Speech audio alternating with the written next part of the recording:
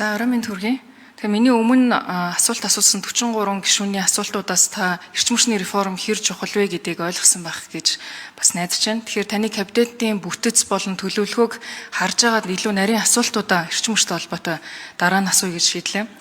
Тэгэд гишүүдийн асуусан асуултуудаас таны хариултуудаас хэдэг зүйл бас нэг сонирхолтой санагдаад байна л да. Та сая ард түмний нуруунд дээрээс татврын дарамтыг авч явах цогц реформ хийнэ гэж хэлсэн.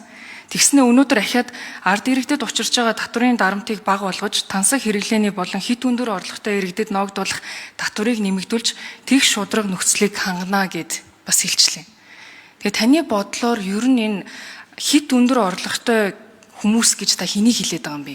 Хит өндөр орлоготой хүмүүс гэдэг чинь бол одоо хуваарь бизнес эрхлэгчд байгаа, бүтээмжтэй чадвартлаг ажиллаж чадж байгаа гүйцэтгэх захирлууд, менежерүүд байгаа. Уул уурхайн салбарт ээлжээр ажиллаж байгаа, уул уурхайн салбар буюу Монголын эдийн засгийг авч яваа энэ хүмүүс байгаамаа. За тэгэхээр ингээд түүнээс биш бусдаар бол өндөр цалин авах бол манад боломж бол байхгүй. Харин засгийн газрын аль нэг яам агентлагт ажиллаж байгаа нэгээс 2 сая төгрөгийн цалингаас илүү мөнгө авдаггүй хэрнээ тэр бумтан үр хүүхэд нь үнэтэй гадаадын том сургуулиудад сураад яваад байдаг. Хаанаас яаж мөнгө олдог нь тодорхойгүй хүмүүсүүд л байгаа. Тэгэхээр төрийн албаны дунд чатны авилгачтайгаа та тэмцэнэ гэж хэлвэл илүү шудрах хэсэг бий болох юм биш үү гэж би бол харж байна. Одоо ч ил тодор татвараа төлөө яваад байгаа хүмүүсийн тэр татврыг ахиж нэмнэ гэж ярих эрх бол байхгүй гэж бодож байна. Илүү бүтээмжтэй сайн ажиллаж байгаа хүмүүсээ бид нар шийтгээд тэгээд нийтээрээ ядуу байх бодлого баримтлаад явах юм уу? Монгол Ардын нам өмнө ч гэсэн энэ бодлого хэрэгжүүлж байсан шүү дээ. Тэрнийх нь үр дүнд залуучууд нь эх орондоо хийж бүтээ мундаг лаг том болъё гэж бодохгүйгээр заршиг гадагшаа явъя гэж бодоод өнөөдөр бид нар бүх залуучуудаа алдаад явж байгаа шүү дээ. Тэгэхээр энэ өөрөө таны яриад байгаа либерал бодлого бизнес эрхлэгчдийг дэмжих бодлого биш. Тийм учраас та энэ бодлогоо бас татаж аваарай гэж хүсмээр байна. За тэгээд хоёр дахь асуулт нь болохоор энэ манай Монгол улсын залуучуудаас ирж байгаа асуулт надаар дамжуулж асууж байна. Тэгэхээр чимээгүй тахал болсон хар тамхи мансууруулах бодисын хэрэглээг та юу гэж харж байгаа вэ?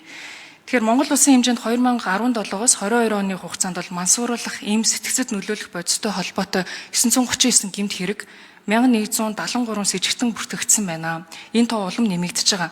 Нийт холбогчдын 92% нь 35-аас доош насны оюутан залуучууд, за тэгээд хүүхэд багчууд орж байна. Өнөөдрийн байдлаар 200 орчим хүн ял эдэлж байна. Тэгэхээр Монгол улс маань тээвэрлэгч биш бүр хэрэглэгч орн болсон. Тиймээс танаас асууя, та энэ тал дээр ямар төлөвлөгөө байна вэ? Яаж энэ төрлийн гэмт хэрэгтэй боддоор тэмцэх вэ? Мансууруулах бодисын ангиллыг та бас юу гэж хардаг вэ? Зарим улс орнууд бол канибас буюу одоо марихуанын төрлийг бол зөвшөөрөөд байгаа. Тэгэхээр та марихуанын тал дээр Цэнгүүн гишүүнд 1 минут нэмж өгье. Тэгэхээр та яг шууд марихуана болон канибасын төрлийн урамлууд дээр ямар байр суурь баримталж ажиллах вэ? Тэгэхээр энэ төрлийн асуудлууд дээр бас шууд тодорхой хариулт өгөөч гэж хүсье. За зандаш тэр дараагийн микрофоныг. За саруул сайхны Цэнгүүн гишүүний асуултанд хариулъя. За нэгдүгээрт татврын тогтолцоо дэг шудраг баацуур өргөтгсөн байх зарчмыг хэлсэн. Энэ бол нэгдүгээрт нэмэгдсэн үрдгийн албан татварыг төлдөг нь хохирдог, төлдөг нь хождог. Тэгээ төлдөг хүн нь илүү орлого олоод байвал энийг л ялгаа татвар. Хоёрдугаарт нь хит өндөр тансаг хэрэглээний татвар гэж хэлсэн. Жишээлбэл яагаад үндэсний үйлдвэрлэлийнхаа арх пиавыг ч юм уу хэрэглэхийн оронд хит өндөр үнэтэй маш өндөр үнэтэй одоо $270 орчим сая долларын архитын ганаас импортоор авч байна. Энэ чинь валютын ханшийг өсгөж байна. Нийт ард түмний нуруунд дээр валютын ханшаас үүдэлтэй инфляцийг хөөргөдөж байгаа. Одоо хит өндөр хэрэглээ гэдэг дээр импортоор авч байгаа би нэстэг тэрэгч байд юм уу? Хит өндөр үнэтэй одоо машин одоо уул уурхай эдийн засаг нэмэгдэх тусам Lexus дээд зэрэглэлийн машинуудын импортын хэрэглээ нэмэгдэг. Энэ одоо жохом ямар орлоготой гэдгээсээ үл хамааран. Ийм учраас энэ бол Индонезич, Америкч, дэлхийн бүх улсуудад либерал эдийн засагт альсвал одоо Шведийн загварын улсууд ч гэсэн энэ хэрэглээнд татвар хоногдуулж байгаамаа. Ийм учраас энэ бол хит өндөр тансаг хэрэглээний татвар гэж байгаа шүү. Түүнээс би орлогын татвар яриаггүй.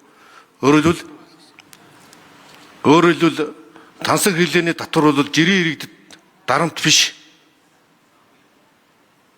тэнцвэр чудраг бодлого, хит үнэтэй машин, үнэт идэл одоо цүнхэнч байна уу тансаг хэрэглээнд илүү татвар оногдуулаад олсон орлогоор нийтэд хэрэгтэй босрол эрүүл мэндийн зэрэг үйлчлэгийг санхүүжүүлэх нь шудраг зарчим.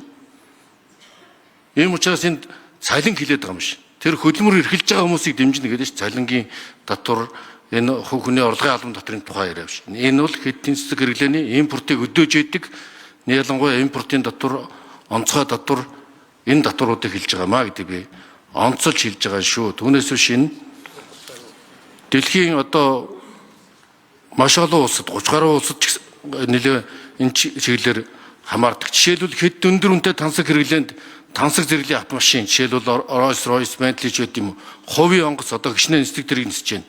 Тансаг зэрэглэлийн үйл хөдлөх хөрөнгө, үнд чулуу идэл, брендийн цүнх, ховцос цаг, өндөр үнэтэй дар сарих зэрэг бүтээгдэхүүнүүдийг хэд өндөр тансаг хэрэглээнд тооцдог.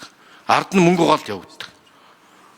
Ийм учраас энэ бол жирийн иргэдийн нуруунд дээр дарамт биш, харин тэр тансаглаад байна гэж шүүмжлээд байгаа ард иргэдийн чинь орлогын ялгаан дээр яриад байгаа шүүмжил дээр үндэслэж энэ тансаг хэд өндөр тансаг хэрэглээний татварын тухай яаж зүгээр тансаг хэрэглээ биш. Хэд өндөр тансаг хэрэглээний тухай ярьж байгаа гэж ойлгож байна. Хоёрдугаарт нь чимээгүй хард холуулсан харт амих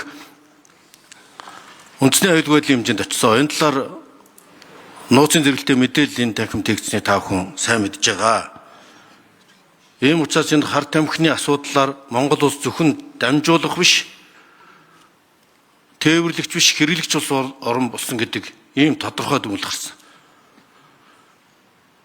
Энэ бол маш товч тодорхой.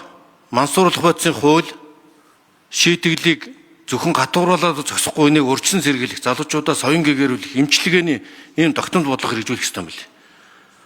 Хууль харт амхны хууль бус эргэлтийг дасан зогсоохын тулд хяналт шалгалт мөрдлөгийг сайжруулах тусдаа DEI гэж одоо Drug Enforcement Organization гэж одоо ийм байгууллагуудтай хамтарч ажилладаг юм тусгай бүтцийг байгуулах ёстой.